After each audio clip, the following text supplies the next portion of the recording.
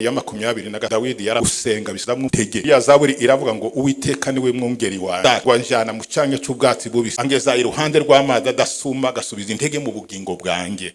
Mu masengesho harimo imbaraga zubaka ubugingo bukeneye kugaburirwa. Abakristo bakwiriye gusenga kugira ngo bagaburire ubugingo bwabo. Ikintu cyakane gishobora gutuma umuntu abona ubugingo, ndagira ngo mbabwire ko niba hari ibintu birindwa. Yesu aganira n'abigishwa be ku by'ubugingo yarababwiye ngo ntimugatinye, ariko ngo muzatinye ushobora kwica umubiri akicana. Ndagira ngo mbabwire ko ubugingo burarindwa, ubugingo bwanyu burarindwa, ubugingo bw'abanyotorero bukwiriye kurindwa, ubugingo burarindwa kugira ngo butazabaho umugayo ubwo umwami wacu Yesu azagaruka. Hari ibintu byica ubugingo, no mu byo turya harimo ibintu bishobora kwica ubugingo. Mu gitabo cya Daniel igice cya 8 haravuga ngo Daniel agambiriye mu byarya kutiyandurisha vino. Ndagira ngo mbwira abantu b'urubyiruko baraha muri iri teraniro, mbwira abantu bafite amafaranga baboneye mu nzu y'Imana batangiye gusubira inyuma, ndaza kubigeraho ko ubugingo hari icyo ubugingo butubuza. Nubwo twemererwa ibintu byose, ariko ntabwo ibintu byose byatugirira umumaro. No mu byo turya hari ibyica ubugingo. Nuza no kugura, nuza no kurya, uzumenya ko hari ibintu bishobora kubangamira ubugingo. Umenye bikwiriye. Paulo yandikiye Abakorinto ngira ngo ni mu bice 10:31 yaravuze ngo kandi namwe iyo murya cyangwa munywa ngo muje mukorera byose guhimbaza Imana. No mu byo kurya turya hari ibyica ubugingo, no mu byo tunywa hari ibyica ubugingo. Niyo mpamvu ubugingo burarindwa kugira ngo butazabaho umugabo n'umugore muja murahira mukavuga ngo ni urupfu. None niba urupfu rutaraba ushaka kujya garuka senga Imana. Igisubizo kiri mu masengesho twabivuze. Niki cyakubwira yuko umugabo atazakira iyo ndwara? Niki cyakubwira yuko amasengesho yawe atakiza umugore wawe? Igisubizo ndagira ngo mbabwire ko ibisubizo biri ahantu hose. Kuri iri jambo ry'umusaraba, abantu ngo bajanye imisaraba barayikorera. Hanyuma umwe ngo araremererwa aravuga ati ariko uwawucamo. Ndagira ngo mbwire abantu banyumva ko umusaraba nicyo kiraro uzambukiraho kugira ngo winjire muri urwo rurembo. Hanyuma umwe ngo akubita hasi ngo akatamo igice, hanyuma hasigara ikindi ngo aravuga ati ndorohewe, ngo yikorere yumva birakunze, wagira aravuga ati ndorohewe rwose, ngo abwira bagenzi be, ariko bagenzi be ngo bari mu kanya gatoya ngo babageze ku ruzi. Kandi urwo ruzi umuntu wese yagombaga kurwambuka, ngo ababo ngo bakubita imisaraba yabo ifata hakurya. Umwe arambuka, uwa kabiri arambuka, uwa gatatu arambuka, uwawe ngo akubite nk'umusaraba we ugwa mu maso. Ndagira ngo mbabwire ko ikiraro kija Isiyoni, ikiraro kija mu mpamvu Yesu yabwiye abe, arababwira ngo umuntu nashaka kunkurikira yikorera umusaraba we ankurikire. Ntabwo Imana yakwikoreye umutwaro utashobora, ariko umusaraba wawe niwo Imana yabonye washobora. Reka mbabwire ibintu bine ndagusoza, ibintu bine byatuma umuntu abura ubugingo. Ibintu bine byatuma umuntu abura ubugingo. Cyambere no guhakana ko Imana itabaho. Zaburi ya 53 iravuga ngo umupfafa aje yibwira ngo Imana ntibaho. Ariko nagira ngo mbabwire ko Imana ibaho. Dufite ibigwi by'Imana. Imana ibaho, twarayibonye, dufite bihamya yuko Imana ibaho. Ariko umupfafa ngo aje yibwira ngo nta Mana ibaho. Mu bintu bishobora gutuma umuntu abura ubugingo ni uguhakana ko Imana itabaho. Mu myemerere y'abantu hari uburyo butatu bw'abantu mu myemerere. Uburyo bwa mbere ni abantu bemera Imana nyinshi, uburyo bwa kabiri ni abantu bemera Imana imwe, uburyo bwa gatatu ni abahakanyi. Kuvuga yuko Imana itabaho bubaye umuhakanyi. Yohana ibice 12:3 hari amagambo Yesu yavuze. Yaravuze ngo ubu nibwo bugingo buhoraho, ngo ko bakumenya ko ari wewe Imana y'ukuri yonyine, ngo bakamenya n'uwo watumye ko ari we Yesu Kristo. Ubugingo nta handi buhishwe ni mu Mana. Irembo Ryera TV, Irembo Ryera TV. Haleluya. Dusome ijambo ry'Imana, igitabo cya Yobu, 27 umurongo wa 3.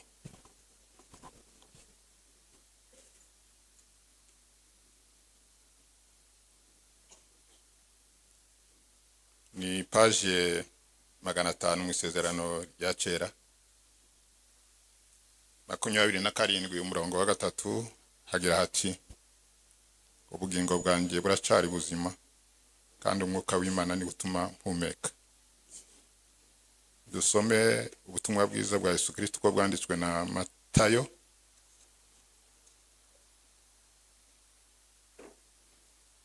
bice 16 umurongo wa 26. Matayo bice 16 umurongo wa 26 hagira hati: kandi umuntu byamumarira iki gutunga ibintu byose byo mu isi niyakubugingo? Cyangwa umuntu yatanga iki kugira ngo acungure ubugingo bwe? Ndashima Imana ko inyemereye guteranira hano uyu munsi. Hashize agahe narabyifuje, ariko imiterere y'umurimo kwimeze muri kino gihe, mfite nanjye itorero nitaho kandi nkurikirana ubuzima bwaryo umunsi ku wundi. Gusura amatorero ageze paruwase birangora, ariko ndashima Imana ko muri iyi minsi mfite kakongi k'ukwezi. Nubwo numvaga nasura bene data hirya no hino, ariko numvaga nanone mfite umwenda w'amatorero mbere y'umushumba, kubera yuko hari ibikorwa mufite hano kandi byatangiye, ariko dushaka no gutangiza ku mugaragaro. Twatumiye abayobozi kugira ngo badufashe kubitangiza, birimo inyubako.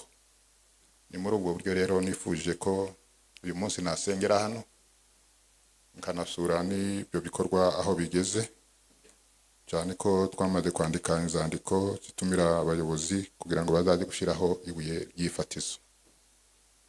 Mfite intasho ku cyumweru nasengeye muri paruwasi ya Remera ku itorero rya Rukurazo, mu materaniro yaho 2 twarabanye, hanyuma bampa intasho.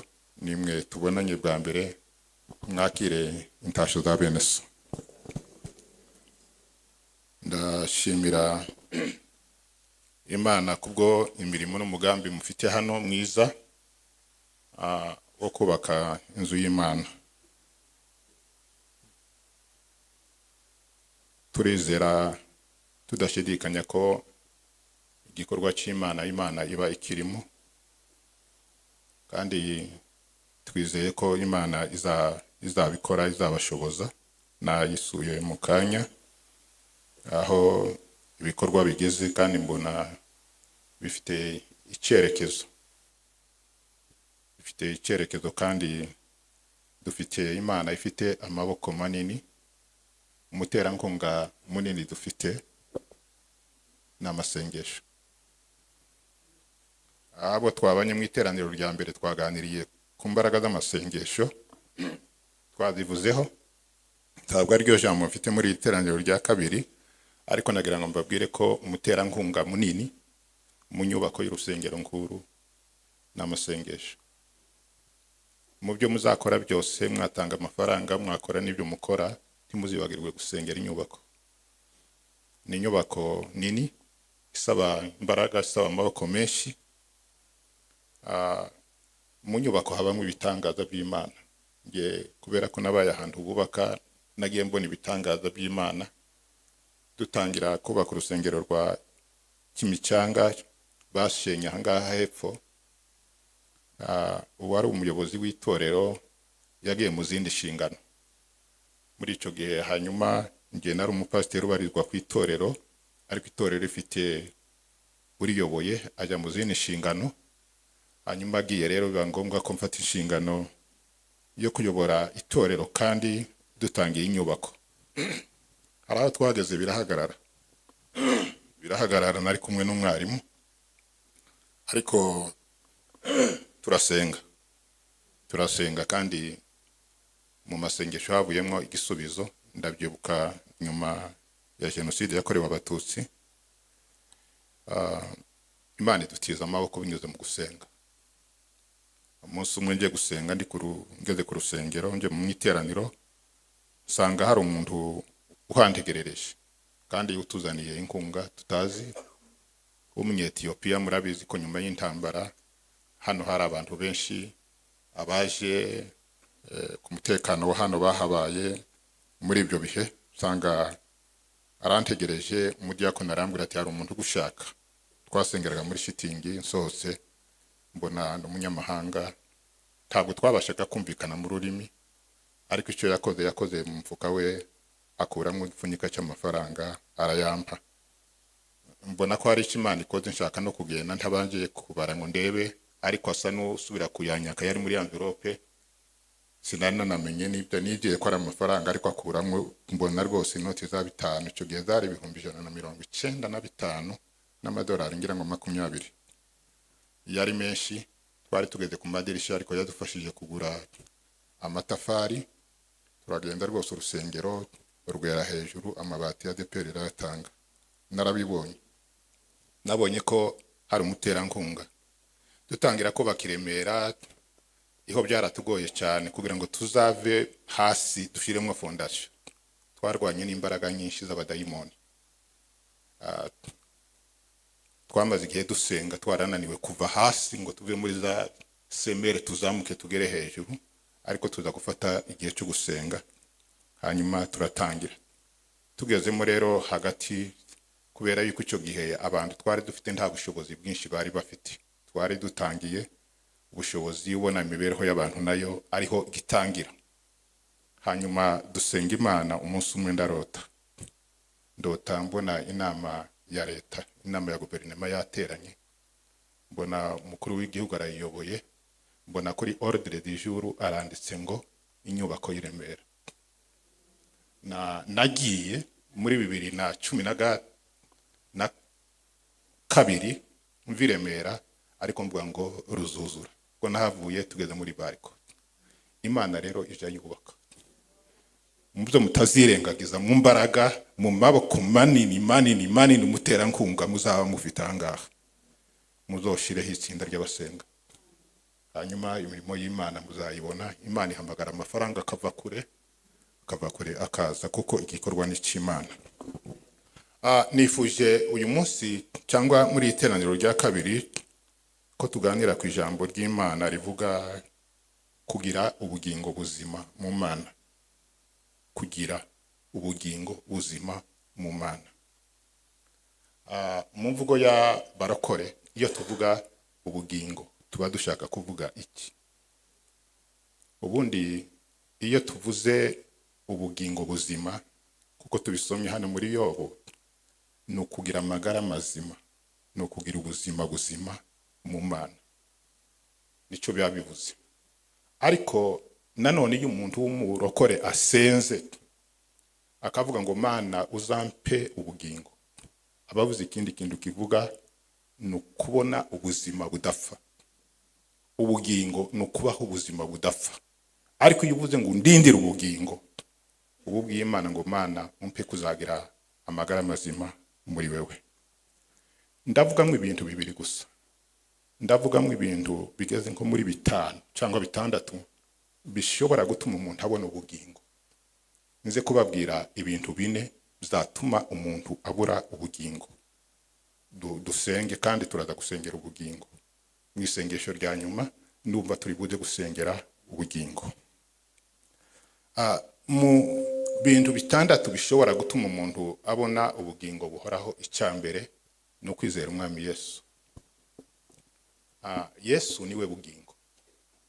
Yesu aganira n'abigishwa be muri Yohana ibice 14:6 ngira ngo yaravuze ngo ninjye nzira n'ukuri n'ubugingo, ntawujya kwa data ntamujanye. Yesu niwe bugingo. Kwizera umwami Yesu harimo ubugingo. muri Yohana 3:16 ni amagambo nanone Yesu yavuze. Yaravuze ngo amagambo twese turayazi. Yohana 3:16 haravuga ngo kuko Imana yakunze abari mu isi cyane ngo byatumye itanga umwana wayo w'ikinege kugira ngo mwizera wese atarimbuka ahubwo ahabwe ubugingo buhoraho.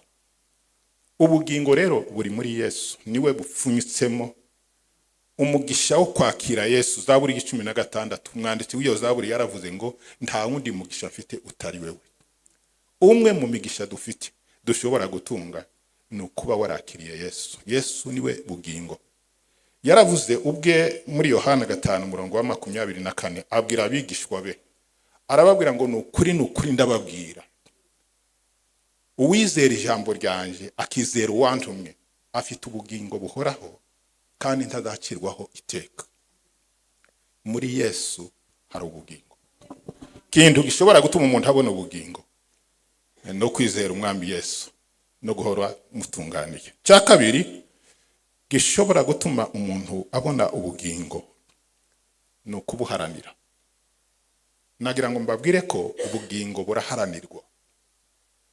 Imana yaduhaye agakiza ku buntu.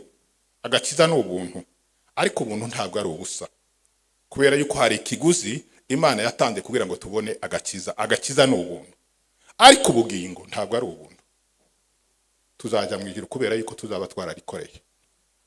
Ubugingo si ubuntu. Niyo mpamvu umuntu wese ushaka ubugingo hari ikiguzi cyo kubiharanira kugira ngo azabigereho. Paulo yandikiye Tito 1:2, urwandiko rwa Tito, aramubwira ngo niringiye kuzabona ubugingo buhoraho ngo ubw'Imana itabeshya yasezeranije uhereye kera kose. Niringiye kuzabona ubugingo. Ageze mu rwandiko yandikiye Timoteyo, Paulo arandika bice 4:6, aravuga ngo nanjye ibyo narabiharaniye, ubugingo narabuharaniye. Yandikira Timoteyo aramubwira ngo nanjye ndagiye nkuko abisi bagenda. Ndagiye, isi nivuye, Imana yarabimbwiye ko igihe cyanjye cyo kugenda gisohoye. Ariko aramubwira ngo narwanye intambara nziza, narangije urugendo, narinze ibyo kwizera, igisigaye mbikiwe ikamba iry'umucamanza utabera dampa kuri urya munsi.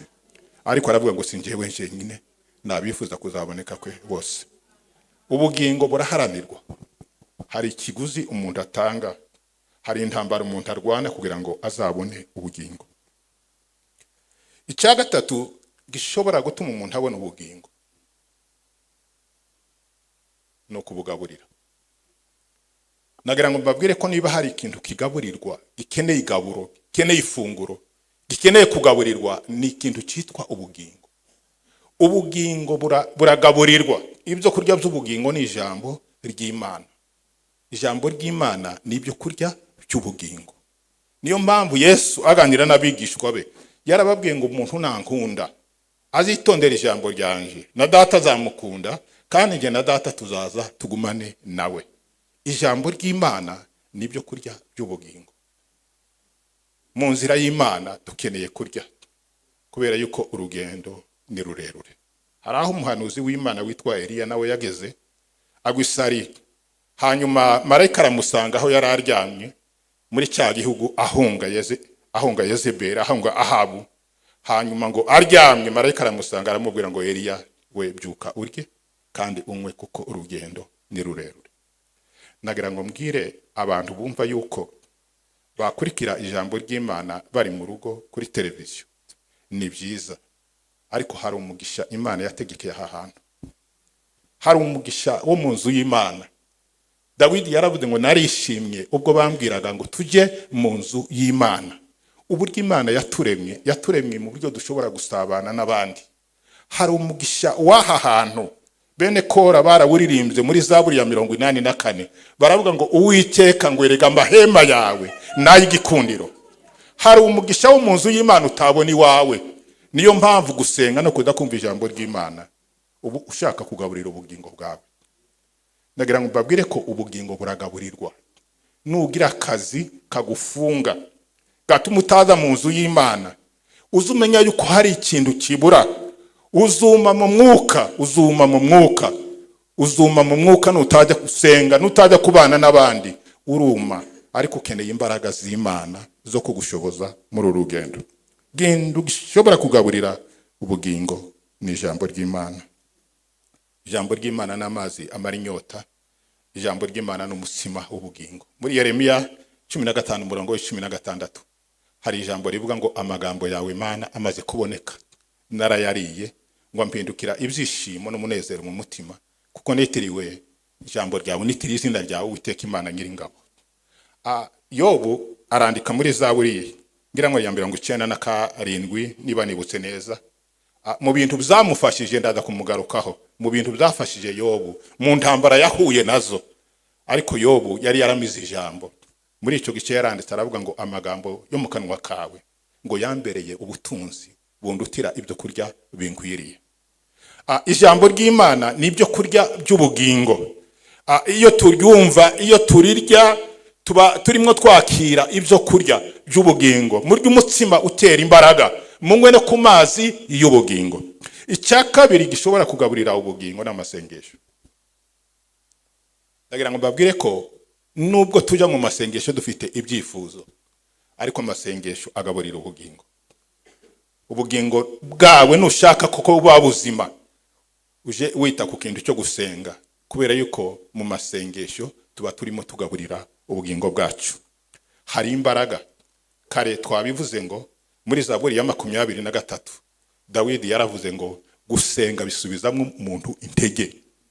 Iriya Zaburi iravuga ngo Uwiteka niwe mwungeri wanjye sinzakena, ngo anjana mu cyanya cy'ubwatsi bubisi, angeza iruhande rw'amazi adasuma, gasubiza intege mu bugingo bwanjye. Mu masengesho harimo imbaraga zubaka ubugingo. Ubugingo bukeneye kugaburirwa. Abakristo bakwiriye gusenga kugira ngo bagaburire ubugingo bwabo. Ikintu cya kane gishobora gutuma umuntu abona ubugingo no kuburinda. Ndagira ngo mbabwire ko niba hari ibintu birindwa n'ubugingo. Yesu aganira n'abigishwa be ku by'ubugingo yarababwiye ngo ntimugatinya bica umubiri, ariko ngo muzatinye ushobora kwica umubiri akica n'ubugingo. Ndagira ngo mbabwire ko ubugingo burarindwa. Ubugingo bwanyu burarindwa. Ubugingo bw'abanyotorero bukwiriye kurindwa. Ubugingo burarindwa kugira ngo butazabaho umugayo ubwo Umwami wacu Yesu azagaruka. Hari ibintu byica ubugingo, no mu byo turya harimo ibintu bishobora kwica ubugingo. Mu gitabo cya Daniel igice cya 8 haravuga ngo Daniel agambirira mu mutima we kutaziyanduza mu byarya, kutiyandurisha vino. Ndagira ngo mbwira abantu b'urubyiruko baraha muri iri teraniro, mbwira abantu bafite amafaranga baboneye mu nzu y'Imana batangiye gusubira inyuma, ndaza kubigeraho ko ubugingo hari icyo ubugingo butubuza.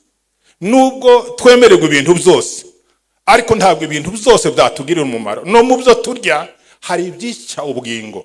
Nuza no kugura, nuza no kurya, uzumenya ko hari ibintu bishobora kubangamira ubugingo.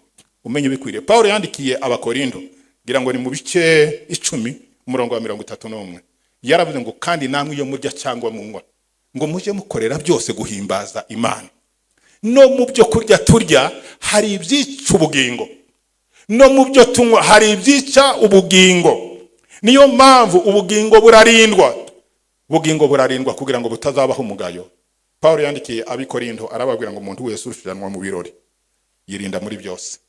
Aravuga ngo abandi bagenzereza gutyo kugira ngo bahabwe ikamba ryangirika, ariko aravuga ngo twebweho abizera tugenzereza gutyo kugira ngo duhabwe ibitangirika. Aravuga ngo nanjye ndiruka, ariko sinkutaza aho ajya kubitana ibifunsi, ariko ngo sinkuhusha. Aravuga ngo mbabaza umubiri wanjye kawukoza uburetwa kugira ngo ubwo maze kubwiriza abandi nanjye ubwanjye ntazaboneka yuko ntemewe. Ubugingo burarindwa. Ubugingo burarindwa. Ubugingo bw'abanyetorero burarindwa. Cya gatanu gishobora gutuma umuntu abona ubugingo buhoraho no gukora ibintu byiza ukiriho. Gukora ibintu byiza ukiriho. Abaroma ibice 2:10 haravuga ngo ubwiza n'icyubahiro n'amahoro ngo nibyo Imana izitura umuntu wese wakoze ikintu cyiza, uhereye ku Muyuda ukageza ku Mugiriki. gukora ibintu byiza. Mu ijuru tuzahemberwa ibyo twakoze, mu ijuru tuzahabwa ingororano z'ibyo tuzaba twarakoreye Imana. Niyo mpamvu Yohana yanditse, wa musaza numwe mu bigishwa ba Yesu yapfuye ashaje, yaranditse mu rwandiko rwa 3 rwa Yohana, hari amagambo yavuze umurongo 8 abwira itorero, aravuga ngo mwirinde mutabura ingororano z'imirimo mwakoze.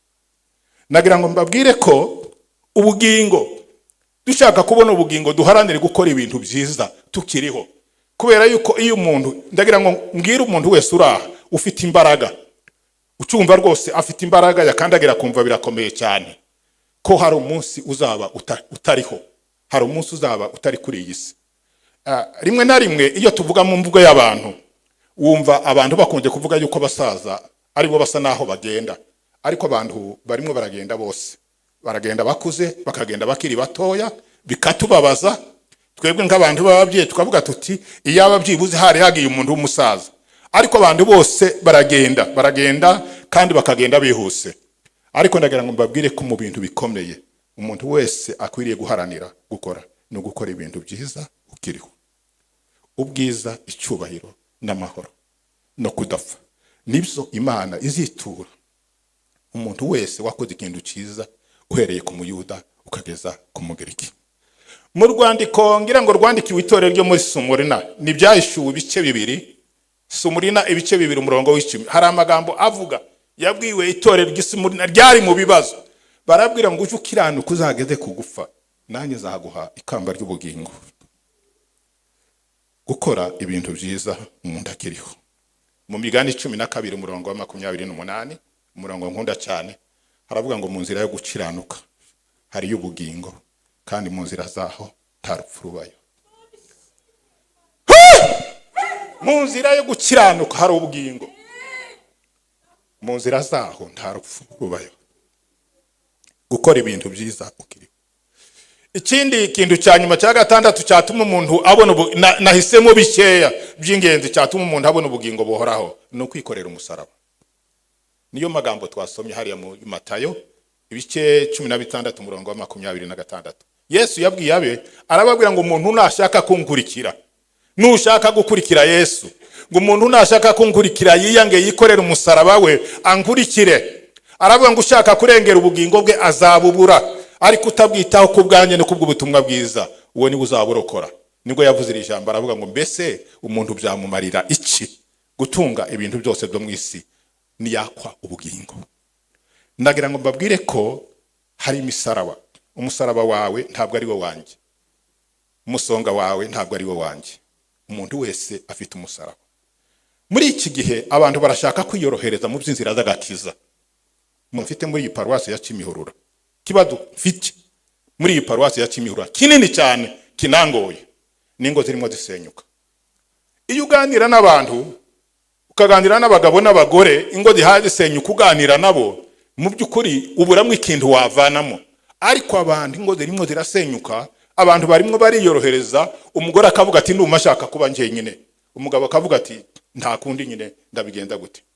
Ariko Bibiliya iravuga ngo umuntu nashaka kwiyorohereza, Bibiliya iravuga ngo wikorere umusaraba.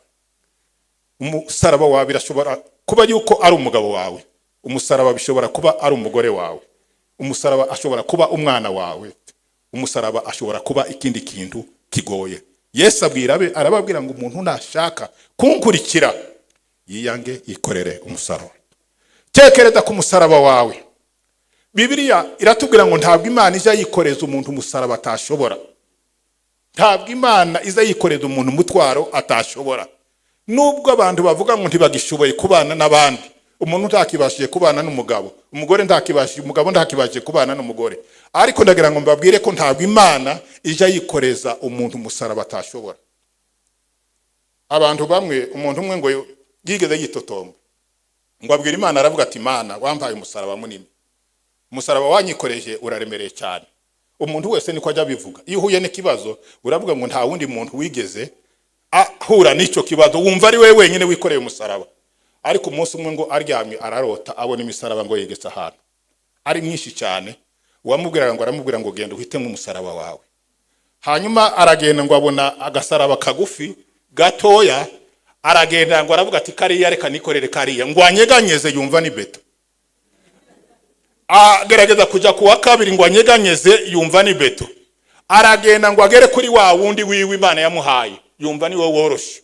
Imana iramubwira ngo naguhaye umusaraba washobora kwikorera. Umuntu nashaka kurengera ubugingo bwe muri iki gihe bizakunda, amategeko y'isi azabatandukanya, ariko mu ijuru nta bugingo. Mu ijuru nta bugingo, kubera yuko umunsi mwasezeranye mwavuze yuko kizabatandukanya ari iki? Ari urupfu. Mu ndahiro yacu y'abarokore, ijambo rishobora gutandukanya umugabo n'umugore mujya murahira mukavuga ngo ni urupfu. None niba urupfu rutaraba ushaka kujya, garuka senga Imana. Igisubizo kiri mu masengesho twabivuze. Niki cyakubwira yuko umugabo atazakira iyo ndwara? Niki cyakubwira yuko amasengesho yawe atakiza umugore wawe? Igisubizo ndagira ngo mbabwire ko ibisubizo biri ahantu hose. Kiri kuri iri jambo ry'umusaraba, abantu ngo bajanye imisaraba barayikorera.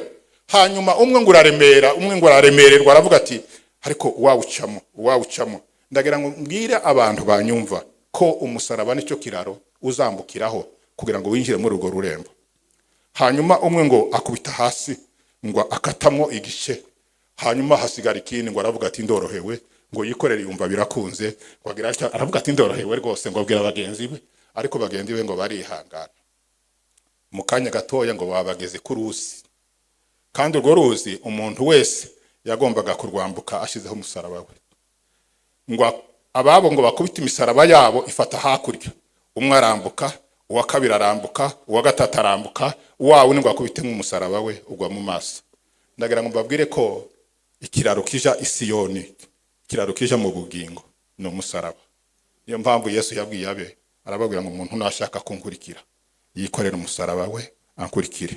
Ntabwo Imana yakwikoreye umutwaro utashobora, ariko umusaraba wawe niwo Imana yabonye washobora. Reka mbabwire ibintu bine ndagusoza, ibintu bine byatuma umuntu abura ubugingo. Ibintu bine byatuma umuntu abura ubugingo. Cyambere no guhakana ko Imana itabaho.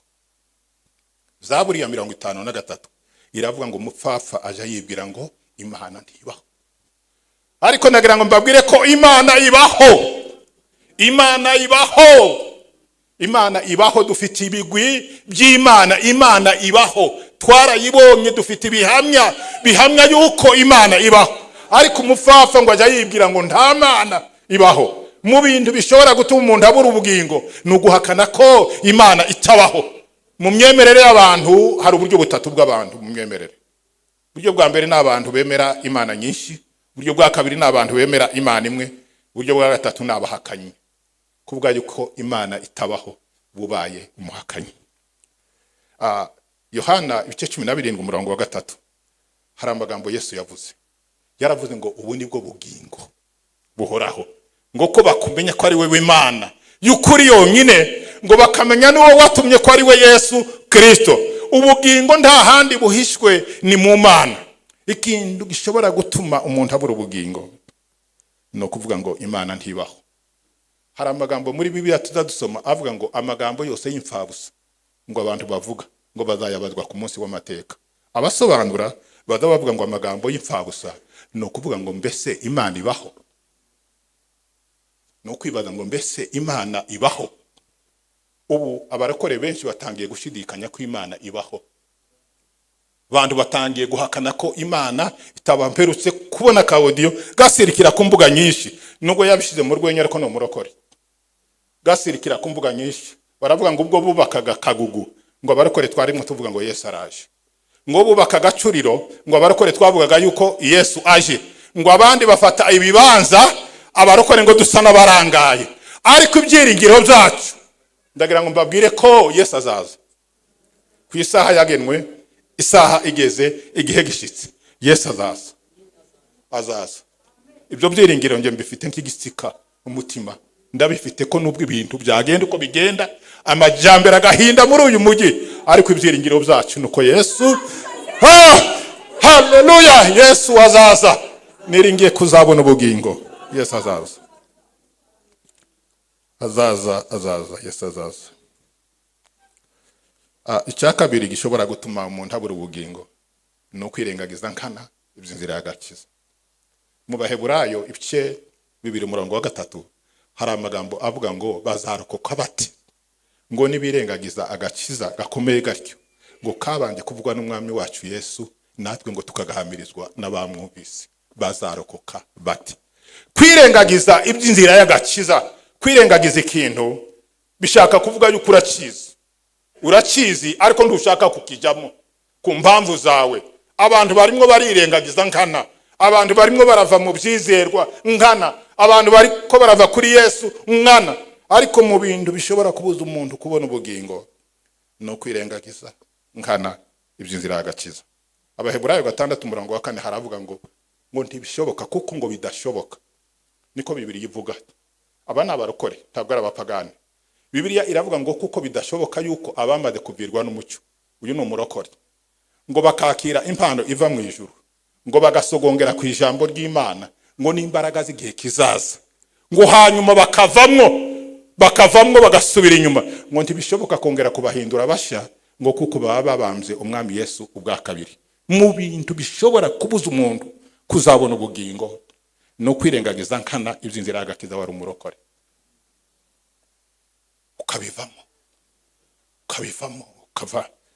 ukava mu by'agakiza kumva bitakiri ngombwa. Nigeze turi Nyarugenge, twarimo twubatse cyane muri corona, twakoresheje telefone kugira ngo twaka abantu amafaranga, kubera yuko urusengero twari turimo rwari rutoya, kandi twari tuzi ko corona nirangira byanze bikunze dukwiriye kubona genda igabanuka, dukwiriye kubona ahantu tuzashiramo za metero, kuko agasengero twarimo kagoma abantu benshi. Bituma rero dushira imbaraga mu gushaka amafaranga muri corona. Hanyuma rero nge nari ntaramenya abantu, nari kumwe n'abapasiteri babazi, turandika amazina y'abantu babandi b'imbere ku musitari w'imbere, niko bimeze, dushira ku rupapuro, hanyuma dutangira guhamagara abantu ngo baduha amafaranga. Barayaduha. Niba hari ibintu bifasha ubugingo bwanje, no buryo abarokore bo muri iri torero bakorera Imana n'ibibazo bahura nabyo. Abantu baduha amafaranga barasuka, ariko tugeze ku muntu umwe tumuhamagaye aratubwira ngo ayo yatanze arahagije. Sinzamwibagirwa. Abaduhaye amafaranga sinabibuka, ariko umuntu wambwiye ko ayo yatanze ahagije,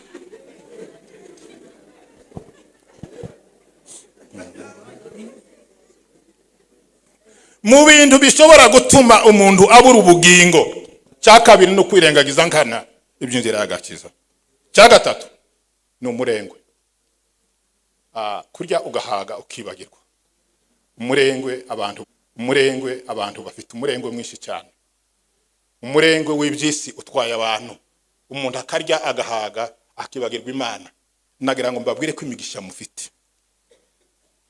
mufite, yaba ubucuruzi bwiza, yaba iduka ryiza, yaba inzu nziza, yaba imodoka nziza, yaba akazi keza, ni imigisha mwaboneye hano mu gakiza.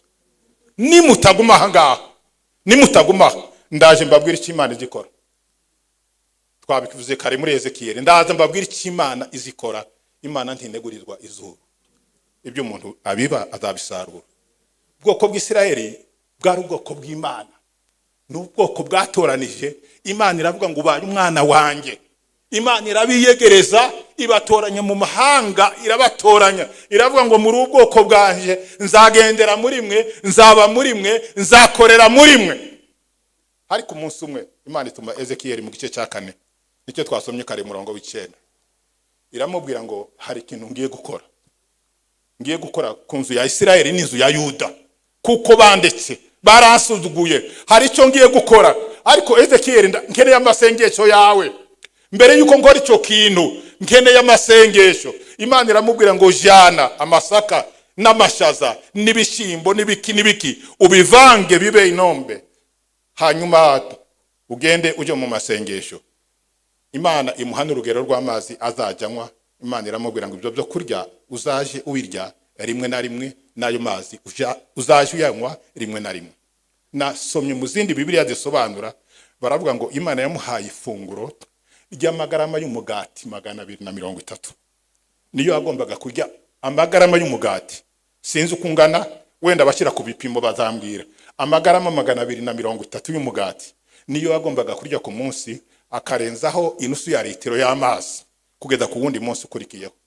Imana iramubwira ngo uzaryamire urubavu rwawe rw'ibumoso iminsi 390. Iyo minsi nirangira uzahindukira urubavu rwawe rw'iburyo ururyamire iminsi 40, kandi umunsi wose ndawuhwanya n'umwaka. Imana iramubwira ngo ibyo byo kurya nibyo uzaja urya, kandi uzaja ubirya rimwe na rimwe. Imana imubwira nuko azabiteka. Ariko icyo Imana yashakaga ni iki? Imana yashakaga guhana Abisirayeli kuko bayimuye, ariko itira amasengesho y'umunyamasengesho. Iravuga ngo hari ikintu mu gice cya 5 Imana uhita ubonamwo igihano cy'Abisirayeli. Nagira ngo mbabwire ko abantu bamaze kurengwa bakibagirwa iby'agakiza, mu bintu byibagiza cyangwa byica ubugingo no kugira umurengwe, ukibagirwa aho Imana yakuvanye. Imana yabwiye ubwoko bwayo bwa Isirayeli mu gitabo cyo gutegeka kwa 2:8 umurongo w'11, irababwira ngo igihugu mujyamo muzakigeramo, ndabizi neza muzakigeramo. Ariko Imana irababwira ngo nimumara kurya mugahaga, mukubaka amazu mukayabamo, imikumbi yanyu ikagwira, ubucuruzi bwanyu bukagenda neza, inka zikaba nyinshi mu biraro. Uwiteka arababwira ngo ntimuzanyibagirwa njyewe Uwiteka, ngo mutekereze ngo ibyo n'imbaraga zacu zabiduhesheje. Nagira ngo kubwire ko imbaraga zawe ntacyo washobora. Umugisha ufite biterwa n'ikiganza cy'Imana. Niyo mpamvu uyu munsi shaka kugira ngo umenye ko ibyo wakora byose nta mugisha wakwiha n'umwe, umurengwe. Cyanyuma ari nacyo ngiye gusorezaho gishobora gutuma umuntu abura ubugingo, no gupfira mu byaha. Nagira ngo mbabwire ko urupfu rubi muri Bibiliya no gupfira mu byaha, gupfa upfiriye mu byaha. Ijambo ry'Imana riravuga ngo uhereye none, ni mu Byahishuwe 14:13, haravuga ngo hahirwa bapfa bapfira mu mwami wacu. Umwuka arikiriza ngo baruhuka imihati yabo, kuko imirimo yabo ijanye nabo ibakurikiye. Niba hari ikintu kibi no kuba warakoreye Imana hanyuma wapfa tukabura ubuhamya, tukabura ikintu tuvuga, tukabura ijambo, birababaje. Tugiye gusenga, ndashaka ko dusengera ubugingo. Ndashaka ko dusengera ubugingo. Hari agatabo mfite gatoya kitwa Agakiza k'Imana, rimwe na rimwe tugakoresha twigisha n'abanyagice. Karimo abasore babiri bavukiye mu muryango umwe wa Gikristo. Umusore mutoya yihatira gushaka Imana, ariko mukuru we ngo aragenda yiha ibiyobyabwenge, aragenda ariyanduza mu isi, arasinda, ararengwa. Hanyuma umunsi umwe uyu musore w'umupagani arapfa. Amaze gupfa, abasore bagenzi ba wa wundi umukristo baza kumusura, abandi baramwandikira ubutumwa bwo kumuhoza. Hanyuma umwe aramwandikira amubwira ati pole rwose twamenye ko wabuze umuvandimwe wawe, ariko amusubiza mu nyandiko cyangwa SMS, aramubwira ngo byarambabaje ubwo ngo namurebaga bwa nyuma amaze kugera mu isanduka, ngo byarambabaje kuko nta bindi byiringiro mfite byo kuzamubona mu muzuko w'abakiranutsi. Ndagira ngo mbabwire ko hari abantu batubabaza, ni abantu twakoranye umurimo, ni abantu twaririmbanye, ni abantu twasenganye, ariko bagenda tukabura icyo tuvuga. Birababaje, ariko ubugingo burahari, buraharanirwa. Dukorera ijuru nk'abajyayo. Naje kubwira abanyakaciri ngo ijuru riracyahari. Iminsi nubwo igenda hindura ibintu, ariko naje kubabwira ngo ijuru riracyahari. Ngarutse kuri Yobu niwe sorejeho. Yobu ni umugabo wahuye n'ibibazo. Murabizi, Yobu yahuye n'ibibazo. Nagira umuntu udavuga ko yahuye n'ibibazo biruta ibya Yobu azabimbwire. Yobu yari umukire. Bibiliya iratubwira ngo yari uwo mu gihugu cya Usi, yari umukire wo mu gihugu cya Usi. Yari atunze intama, yari atunze ingamiya, yari atunze indogobe, yari yarabyaye, yari akize, yari adamara, yari aguwe neza. Ariko umunsi umwe Uwiteka ngo agerageza Yobu, hanyuma akingura irembo Satani ngo arinjira, araza yica ibintu byose bya Yobu. Aragenda yica abana ba Yobu, aragenda yica imikumbi, hanyuma Yobu asigara gutyo. Ariko muri ibyo byose ngo ntiyacika intege, ngo aravuga ngo navuye mu nda y'isi ntacyo mfite, nzasubira mu nda y'isi n'ubundi ntacyo mfite. Aravuga ngo ibyo byose nabihawe n'Uwiteka, kandi Uwiteka niwe ubisubiranye, izina ry'Uwiteka rishimwe. Satani ngo abonye yuko Yobu atamwihakanye, ngo asaba Imana, aravuga ati Imana, ibyo umuntu afite byose yabitanga kugira ngo arengere ubugingo bwe, ati wamuhaye ubuzima bwiza, niyo mpamvu ndi yakwihakana. Uwiteka ngo aramubwira ngo nkwemereye gukora ku mubiri we, ariko ikintu ntaguhana ubugingo bwe ndaburinze, ndabufite, ariko umubiri we ndawuguhaye, genda uwukoreho. Shitani ngo amuteza ibishuti, umubiri ngo urononekara. Yobu arishima, umugabo w'umukire arishima, Yobu aba umukindi. Yobu abantu bakamunyuramo isazi ziraza kwa Yobu, ngo aza gusurwa n'abavandimwe 4. Amazina yabo yanditse mu gitabo cya Yobu, ba Biludadi, ba Medadi, Yehu, Elihu n'abandi, ngo baza kumusura, bari inshuti ze, ngo bamukubita amaso, ngo bamaze iminsi 7 batavuga. Ariko ngo aho bavugiye ngo baravuga bati Yobu, nta kintu wakoze cyatumye Imana ikureka. Ibi koko ibi byakubayeho na amahoro masa, nta cyaha wakoze mu isezerano rya kera nuko babyemeraga.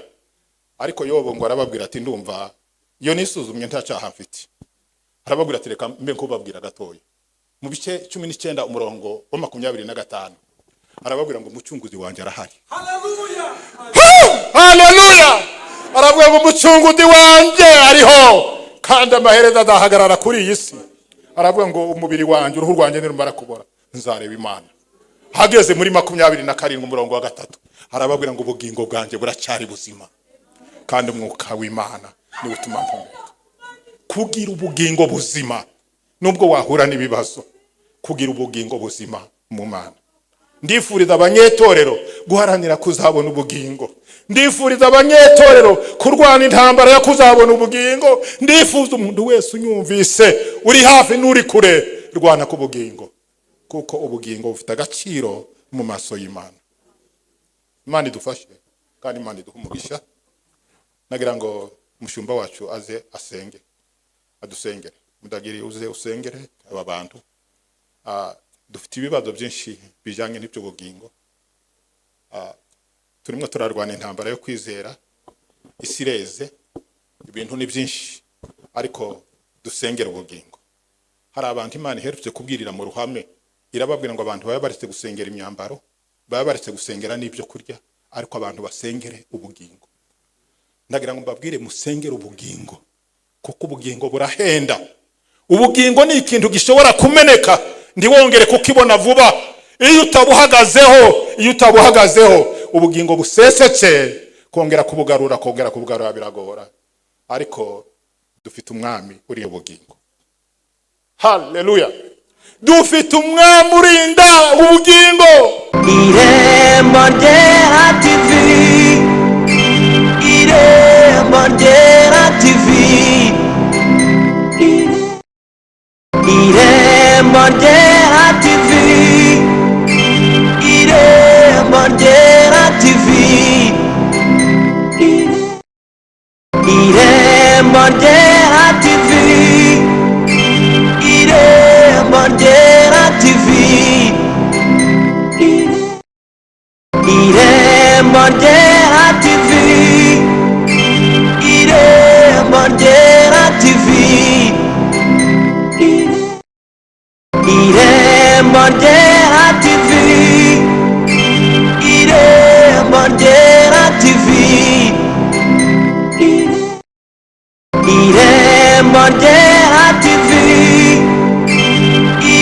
Irembo ryera TV, Irembo ryera TV, Irembo ryera TV, Irembo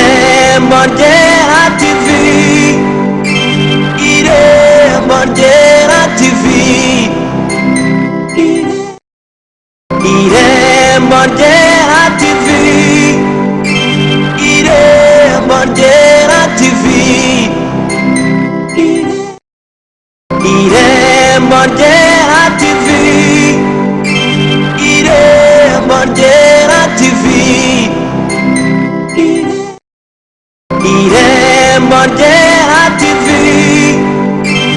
Irembo Ndera TV, Irembo Ndera TV, Irembo Ndera TV, Irembo Ndera TV, Irembo Ndera TV, Irembo Ndera TV, Irembo Ndera TV, Irembo Ndera TV, Irembo Ndera TV, Irembo Ndera TV, Irembo Ndera TV, Irembo Ndera TV, Irembo Ndera TV, Irembo Ndera